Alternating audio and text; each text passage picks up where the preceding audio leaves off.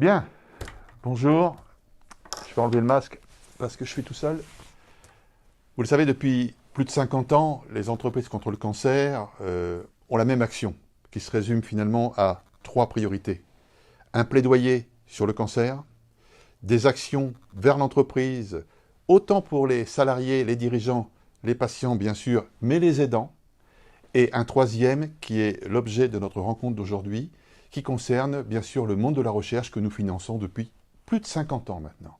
Je crois avoir en tête le chiffre de 33 millions déjà versés à nos chercheurs, à nos jeunes chercheurs, dans ce monde de l'innovation en cancérologie qui nous préoccupe gravement.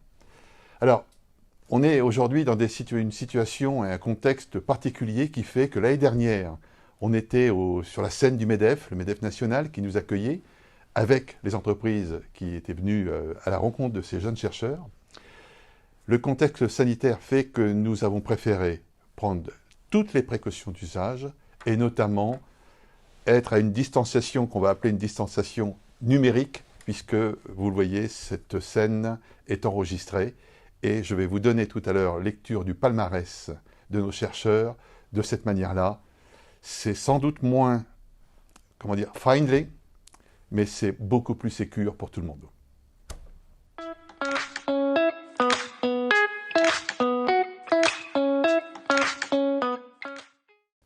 Alors, sans plus attendre, je vais vous donner lecture des 15 candidats qui vont chacun recevoir un chèque de 20 000 € pour leur subvention. Alors, il y en a 15, vous restez bien avec moi, je pars avec le premier. Alors, le premier, c'est Frédéric Bernard, maître de conférence, Université de Paris. Alors, son sujet, c'est l'approche optogénétique pour étudier le déplacement du noyau par les microtubules. Bien. Le suivant, numéro 2, Benjamin Bonneau, maître de conférence à l'Université de Paris-Saclay. Son sujet, donc, à la recherche de marqueurs protéiques des métastases dans un cancer pédiatrique du cerveau. Le suivant, c'est une dame, Véronique Delmas, directrice de recherche CNRS. Son sujet, c'est le mélanome, le fameux mélanome, traiter les métastases. Le quatrième, encore une dame, Christelle Desbois-Mouton, chargée de recherche à l'INSERM. Alors, le sujet, le côté obscur du récepteur de l'insuline, promouvoir le cancer du foie. Mon Dieu, tout un programme. Numéro 5, Corinne Dupuis, directrice de recherche CNRS, Institut Gustave Roussy. Ça, c'est compliqué. Alors, rôle de la NADPH, oxydase, NOx4, on doit sans doute dire NOx4, dans la résistance à la radiothérapie métabolique à l'iode 131 des cancers métastatiques de la thyroïde. Ne me demandez pas de le dire sans le lire, je ne pourrai pas. Le numéro 6, Bertrand Duvillier, chercheur INSERM, Institut Curie. Altération métabolique et tumeur du pancréas induit par une mutation de l'oncogène MAF-A. Le numéro 7, on retrouve une dame, Géraldine Gentric, chargée de recherche à l'INSERM de l'Institut Curie, qui nous a proposé le sujet « Rôle des divergences métaboliques intratumorales dans les mécanismes de chimiorésistance des cancers de l'ovaire ». Le numéro 8, toujours une dame, Céline Guigon, chargée de recherche l'INSERM, Université de Paris. Son sujet, étude d'une cible thérapeutique potentielle pour traiter le cancer de l'ovaire. Le numéro 9, c'est un monsieur, c'est Sébastien Joliac, chargé de recherche INSERM, Institut de recherche Saint-Louis. Son sujet, ouvrir la voie vers un nouveau traitement efficace des cancers métastatiques. À suivre, le numéro 10, Delphine Javelot, chargée de recherche INSERM à l'Institut Curie. Alors là, il y a des lettres. GLI2/DNA-PK, alors on pourrait dire GLI2/DNA-PK. Une interaction protéique à cibler pour de nouvelles stratégies. Numéro 11, Medicaled, chargé de recherche INSERM à l'Institut Gustave Roussy, qui nous a proposé une recherche sur une méthode innovante permettant d'identifier des cibles thérapeutiques contre le mélanome métastatique.